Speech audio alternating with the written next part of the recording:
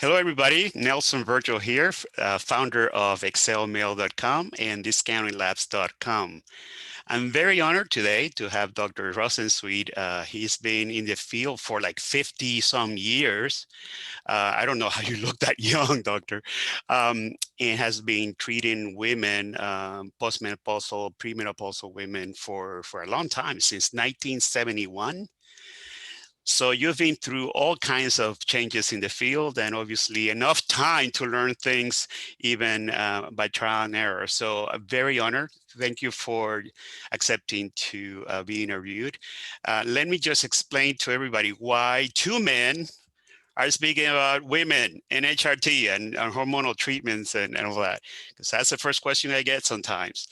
And the fact is, obviously, we're men, but and my website is ExcelMale, which is basically male oriented, but and it's been around for 11 years or so. But many of the men on my site who get hormonal treatment, testosterone, thyroid, etc., kept asking me, Nelson, I feel much better on my treatment, obviously, but I need to help my lady, and is there any information out there? When are you going to start reaching out to doctors in that field? So that's why we're here. I've been looking for such doctor for a while. Dr. Rosensweet has been kind enough to agree to maybe do a series of these videos, not only for my guys that are really, really interested in trying to get some information to their ladies who are usually busy taking care of the entire family or kids and all that. So thank you so much. Dr. Rosensweet has been, obviously, like I said, a doctor for 52 years and in holistic practice since 1971. He's got two websites for those of you that want to contact him. One for physicians. He's doing some trainings for physicians that are interested in the HRT field. And the website for that is menopausemethod.com. Menopausemethod.com. And one for patients is actually brand new, kind of revamped and fancy and beautiful with a lot of training also and videos. It's called iwonderdoctor.com. That's a pretty smart, iwonderdoctor.com. So I'm going to stop here. I'm going to just let you, doctor, speak a little bit about your background and what drives you to do this for so long. Welcome. Thank you, Nelson. And I just like to pause and say I'm here for a special reason because every so often a being comes along where I feel a special alignment, and you are one of those people. Oh, thank you. So it's an honor to be here too, and all that you've accomplished in this world. Oh my God. Oh, thank you.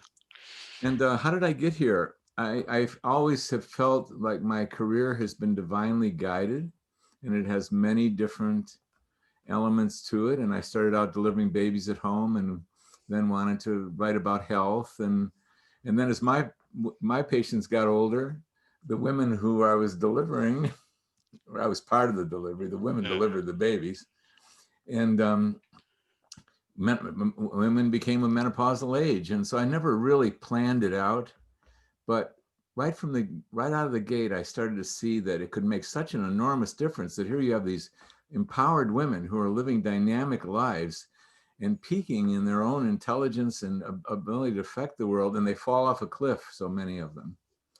And they lose their energy, they lose their sleep, they lose their libido, their vaginas, their bladders. And I saw if you could restore hormones, the most powerful biochemicals in our body, you could make such a difference.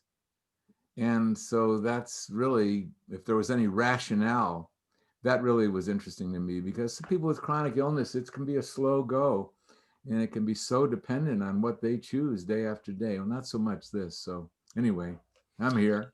Yeah, yeah, and the thing is that most doctors don't learn much about this in school, even endocrinology, or right. So we're still struggling, especially after all the stigma associated with WHI study, which we're trying to obviously clarify in the past few years.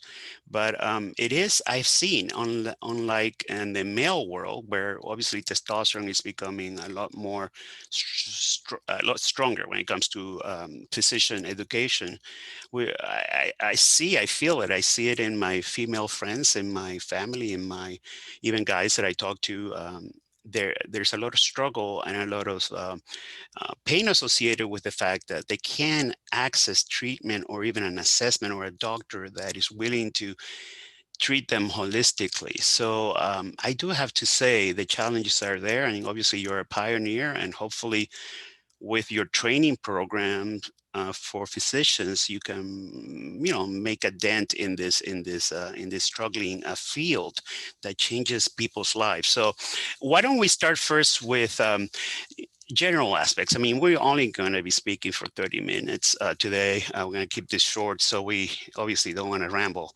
But when a woman, what is a typical patient, female patient that reaches out to you, and how do they do that? Well, for many of them, they've noticed very dramatic changes. Like, for one thing, they've noticed changes. They can't sleep. They're waking up in the middle of the night. Their mind is racing, and they're awake for a couple hours for reasons. And you lose a couple nights sleep, and it really captures your attention. Or they've been careful about their health, their diet, their exercise, and all of a sudden they're gaining weight, and they cannot get it off, and it really bothers them. They've had mood issues, they have libido issues, cognitive issues. These are all strong symptoms. 75% of women who go into menopause have strong symptoms. 25% don't have symptoms. They wonder what's wrong with everyone else. They still are having the deep underlying problems of loss of bone, loss of muscles, loss of vagina, loss of bladder, canes, walkers, wheelchairs, assisted living. They're still having the same problems. So when you say, I'm sorry, I'm going to have to specify loss of vagina, meaning vaginal dryness. When you say loss of vagina, you can Well, be more specific. thank you. Yes.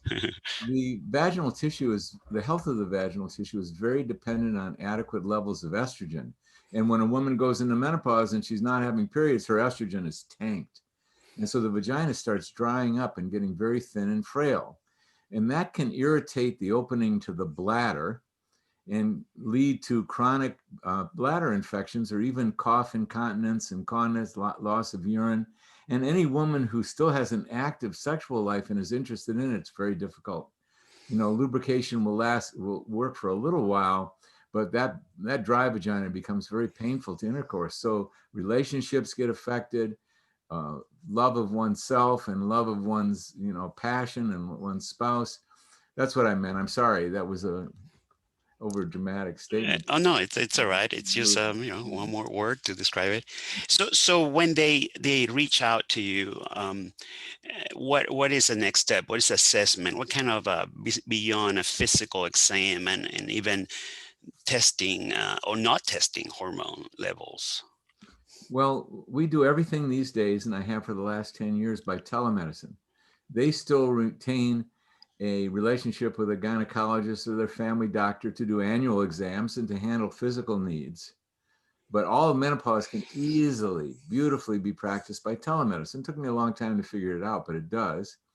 And the very first thing they meet up with is a very extensive questionnaire that I've designed myself over the years. And we spend it, the first visit is 2 hours. We spend a great deal of time, first of all, learning about the woman, because women are individual. And if you don't catch it, if you don't get their individual needs and preferences, and if you don't dive in and don't know their medical history, well, that's my tradition. We dive way into understanding them. We do a certain number of blood tests for thyroid and for this thing called sex hormone binding globulin, but it does not help. In fact, it hurts to test a woman in perimenopause or menopause, to test them for hormones. Interesting statement, but you're going to get inaccurate results. I've learned this the hard way. When a woman's ovary function starts declining, her brain and pituitary gland says, wait a minute, you can't let these ovaries go. And it puts out a stimulating hormone at higher levels than it ever did, but it can't keep it up. So the levels decline, but then it puts out another, stimulate, fall, stimulate, fall. So you could test someone on a day where they were stimulated, and it could look like that they had excessive levels of hormones. It's excessive levels of hormones. And yet they were having hot flashes every night, which tells me they're really low. There's no value in testing a woman in the perimenopause or menopause. We test 100% of the women. Once we go through a process to determine what their optimal dose is, then we test their hormone levels, absolutely, because I've been very rigorous to go into the medical literature and define what's too little and what's too much. We need a certain amount of estrogen to do the things that a woman's body needs, but we don't want too much or we'll overstimulate breast glandular tissue, for example, and put a woman at risk for that. So we really have an optimal zone that we aim for, but there's no use testing them in the beginning. You test a menopausal woman, you learn her hormones are low. Oh, great. I got to spend $280 and my hormones are low. You know, I already knew that. So that's part of the assessment. And then we start them off on a program they usually have significant symptoms. So we start them on low doses and we gradually increase those doses and watch those symptoms go away. And they feel better. And then sometimes in a rather, anywhere from 1 to 3 months, they feel real good and they're very grateful. And it's that point we test 100% of the women with the 24-hour urine hormone test. And interestingly enough, even though they feel better, that's not reliable. 50% of the women, by my own study, who say they feel good are on dosages too low to protect their bodies over the long run. And 25% are on dosages too high that put them at risk for breast glandular cell proliferation.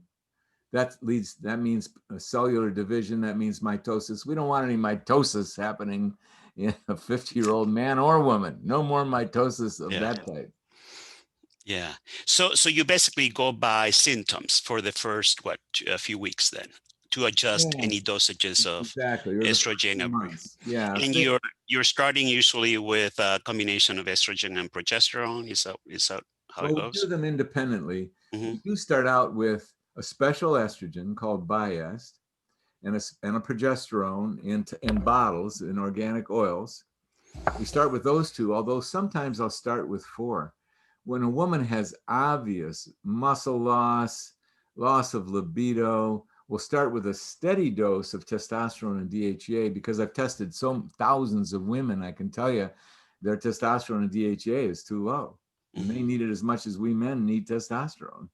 Mm-hmm. So I'll start them with a low, steady dose of testosterone, and then we'll have them start low on the Biest and progesterone and gradually increase until they get, for example, oh, my hot flashes are not as bad. Oh, my mood is better. I'm not depressed. I'm not anxious. And that titration can take anywhere from 2 months, 3 months. Some women start feeling this as early as a week into it. Some of them, it can take up to 4 months. Usually 2 to 3 months, just like you said, is fairly average. Their highest hormone levels were when they were 20, and they've been declining ever since. And then they really declined at menopause.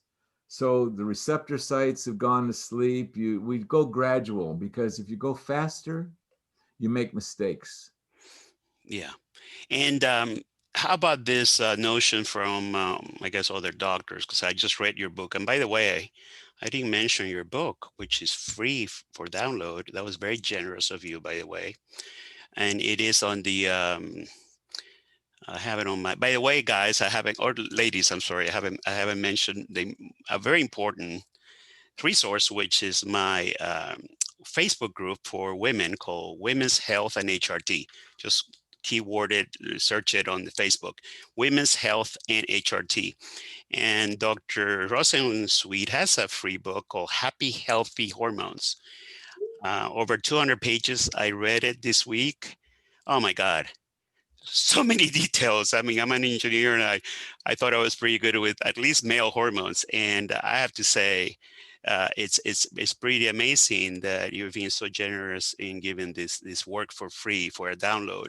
So it's called Happy Healthy Hormones: How to Thrive in Menopause. You can download it from menopausemethod.com, or you can join my Women's Health and HRT group on Facebook. And I recommend it even for those of you that may not be too much into reading medical stuff, because you do give a lot of good details here on titration and all that. I would say any woman that has the time to glance through this work that you have put together, at least you will get educated to have a pretty, good educated discussion with your doctor, and especially if your doctor is Dr. Rosensweet. So let's continue. I'm so sorry. Just have to do that before I forget and before people click away. Um, so yeah, I was going to ask that question about youthful hormone levels. And in the male world, obviously, that's a concept that is very popular, bringing your testosterone back to youthful hormone levels. So I've read in your book that for menopausal women, you're not really too keen to do that. Can you explain? Yes, for one thing, for all the things that a woman really wants, she does not need to return to her 20s. She does not need those levels. And the issue is this, that if at a certain level of estrogen, you start reforming the endometrial lining and you continue to menstruate. And at a certain level of estrogen, youthful levels, this will happen. You do what a woman does every single cycle. She prepares for breastfeeding every single menstrual cycle. She builds new cells, new breast glandular cells through cell division. If she gets pregnant, she continues to get breast enlargement in preparation for lactation. If she does not get pregnant, those cells are taken away by a process called apoptosis. And I feel it's risky to put a 50-year-old woman in general through monthly mitosis in cell division to get breast glandular cells to proliferate. And that's what we're at risk about. And this has been written about in the medical literature.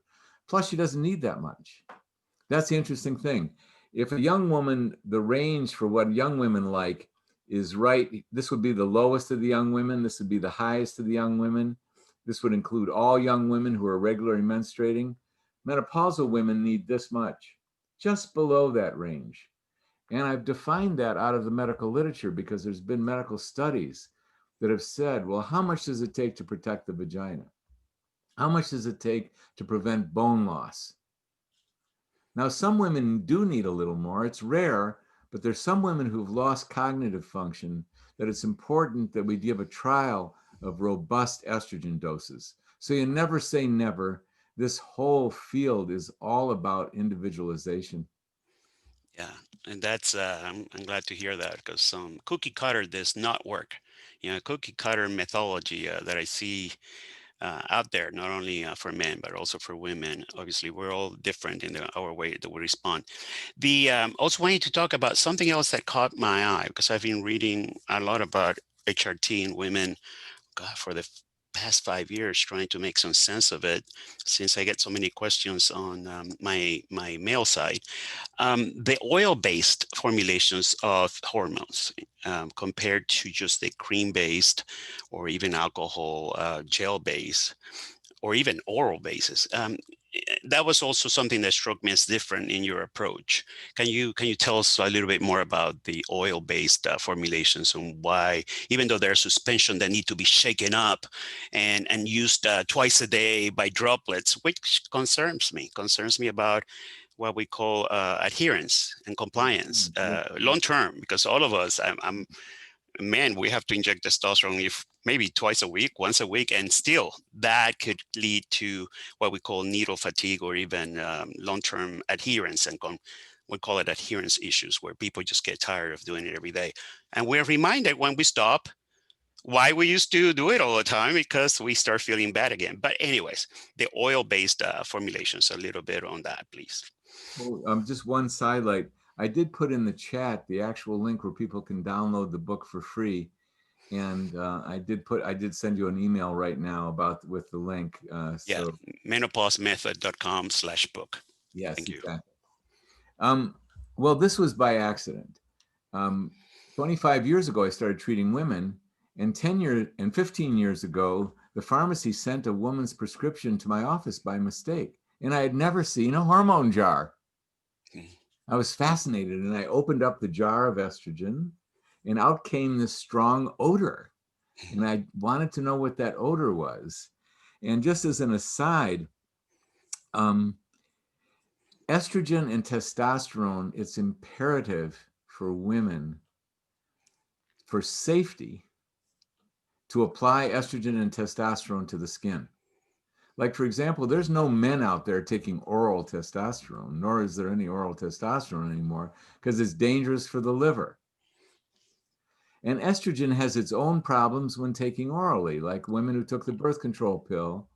A certain number of them got thrombophlebitis and pulmonary embolus, clots in the veins of their legs and their lungs. There's reasons why you take estrogen topically rather than orally. And so I opened up the jar, the odor is very strong, and I investigated what is that. And I learned that number one, hormones are very poorly soluble, even in strong solvents. And it takes really strong solvents to get them into solution. And you want them in solution if you're going to deliver the exact dose every time. And so it turns out that in a jar or a toppy click or wherever people are using, 99+% is actually the solvent. And less than 1% is the hormone for women. And that concerned me because I did the math and I was asking women to apply a quart of this stuff every year for the rest of their life. And meanwhile, I'm a holistic doctor and I'm asking them to detoxify and get rid of all their toxins. And I'm asking them to apply toxins to their skin. So I've been an organic guy all my adult life. And my son and I went and invented, and patented an organic oil mix. And yes, you do have to shake the bottle that much, but we've tested it and it works perfectly. And you deliver it in drops to the skin, and it's certified organic oils mix rather than solvents that are potentially toxic. That's why we did But that. you're not opposed to like the cream-based compounded creams. They're so much better than other options. And yet at the same time, I'm always looking for, well, what's the healthiest thing I can do? And what's the healthiest thing I can do for my patients? That does matter to me. I've dealt with a lot of toxicity. We get ill for a lot of reasons, and there's a lot of moving parts, and one of them is toxicity, and I know that. I've asked many, many patients to detoxify and clean up their houses of everything that is obnoxious, that could hurt them, that they could breathe or rub on their skin or wash their clothes with, because I know the effect. And so I love what we do, and creams and gels are the next best. And orally, you do prescribe, like, for instance, DHEA or even progesterone, right? Well, I always start with the oils, and sometimes to get enough progesterone into a woman, we need to do it orally. A lot of women do well just on the topical progesterone, but a lot of women, especially those who are having very significant sleep issues that we cannot abate with the topical, will go to oral because oral progesterone is safe. It doesn't cause adverse effects. Yes, I like oral DHEA, but I still prefer the oil. So we do a combination for women of testosterone and DHEA. It's all in the same oil. And I'm very happy with that. Makes it easier, makes it less expensive. But I do, in the past, I definitely prescribe primarily oral DHEA. I take oral DHEA. You as a man, obviously. And so tell me, is there any chance, because I see that in the testosterone world, where most guys, probably feel much better once they normalize or increase their testosterone levels from being low, but some don't feel that great. They actually feel worse. Any women out there you have seen where HRT does not work? Any of those rare cases, maybe? Well, yes. Or before I'll conclude that it won't work, I really like to investigate as closely as I can because there's reasons why things don't work. And sometimes if you just put your shoulder to the wheel and keep on trying to figure it out, we figure it out. There's been 2 cases over 25 years that I was not able to solve. I wanted more time, but they didn't want more time. They wanted to go on their way. Yeah, that's a problem. But there's always reasons. Sometimes those reasons bleed into life. I'll give you an example. As a woman feels really bad, and part of why she feels really bad is her marriage is falling apart and there's real trouble there. And we go to make them feel better with hormones, but nature doesn't allow it. Nature does not want to take away a woman feeling bad, because the purpose of feeling bad is have the patient ask, what's going on here? Mhm. And the problem is you got to come up with the real answer. And with some of these issues that come up around midlife, it's not just I'm low in hormones. And sometimes you solve those deeper issues and all of a sudden the hormones work beautifully. You're, So nature's stronger than our better living through biochemistry. yes, I completely agree. It's almost like the white elephant, the elephant in the room in my world, where guys are chasing after their numbers, their blood values, testosterone. They blame everything on estradiol, which obviously men need estradiol also. Everything on estradiol, and they never answer questions about, well, how's your life at home or at work? How's your stress level? How are you sleeping? Whatever. So everybody's chasing their numbers instead of really looking seriously at the factors in their lives that are depleting them of energy, of libido, of cognitive function, which obviously is so. It's I see it every day. It's very frustrating when you're trying to help somebody, but they don't want to see, they don't want to deal with that part of, especially in the male world. We don't want to deal with what's obvious. And we want a hormone to change our life and our positive attitude and be studs and take care of everybody and do, the right thing. So it's a hard job sometimes, a lot of babysitting, a lot of, and you're not a psychiatrist or a psychologist, but we sometimes have to play one just to help people access the right treatment. Something before we go, and we'll do a few of these by reading your book. Just we can have maybe, I don't know, 100 more of these Zoom lectures or interviews, because there's so much to talk about. But I wanted to talk about, and this concerns me a lot because obviously I have a mother. She's 84. A lot of cognitive issues and issues that are showing up that are kind of scaring me as mama's boy. The older woman, the treatment of the older woman over 75, let's say, cognitive dysfunction, all the usual, aging related issues. How do we treat, how do we deal, how do we assess that population? Never too late. I first started treating my mother-in-law when she was 86. She had fallen and fractured her hip and her humerus and her clavicle. 3 months of rehab because she had gotten weakened muscles. So I started treating her with hormones, including testosterone. And we actually have a video of her sitting on a low, soft couch with her arms like this, standing straight up without using her hands many months later. And I also treated my own mother, and for a while forestalled some of the difficult things that were going on for her. There's special caution with the elderly. They need a special evaluation, especially around coronary artery disease, and whether there's possible potential for clots there. But we even went so far as to develop an oil combination that was all in one bottle, because cognitively it's usually the most that they can handle when we put all the hormones in one bottle. I never combine hormones except for testosterone and DHEA for reasons, but in them we put 6 hormones in there, and they only have to do it once a day. And I say it's never too late, and you'll be surprised. I mean, what happened with my mother-in-law was really dramatic.